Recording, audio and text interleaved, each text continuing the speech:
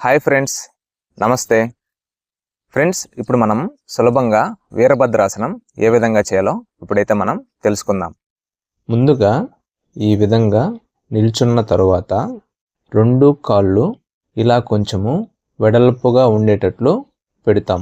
Next రెండు చేతులు రెండు భుజాలకు సమాంతరంగా ఉండేటట్లు ఇలా చేస్తాము.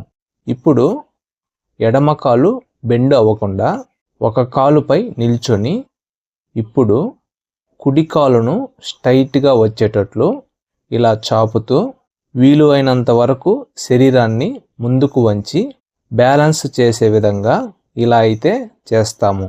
ఈ స్థితిలో 30 సెకండ్స్ అలా ఉండలేనప్పుడు నెమ్మదిగా ఈ విధంగా నడుము పైకి వచ్చే విధంగా ఇలా చేసి రెండు కాళ్ళను నేలను ఆనించి రిలాక్స్ అవుతాము.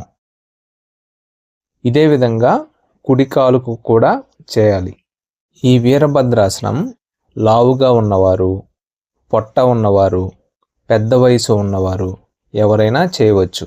ఇటువంటి ఆసనాల వల్ల బ్యాలెన్సింగ్ చేయడం వస్తుంది, ఏకాగ్రత కూడా పెరుగుతుంది. ఈ ఆసన స్థితిలో మొత్తం శరీరం బరువు ఒక కాలుపై ఉంచి ఇలా నిల్చోవడం వలన మన కాలి కండరాలకు శక్తి బాగా పెరుగుతుంది. అలానే రక్త ప్రసరణ బాగా జరిగి మన కాళ్ళ భాగం ఎంతో స్ట్రాంగ్గా అయితే అవుతాయి. ఫ్రెండ్స్, చూశారు కదా, ఈ విధంగా వీరభద్రాసనాన్ని రోజులో భాగం చేసుకొని ఎంతో ఆరోగ్యంగా ఉండాలని నేను మనస్ఫూర్తిగా అయితే కోరుకుంటున్నాను. Thank you so much.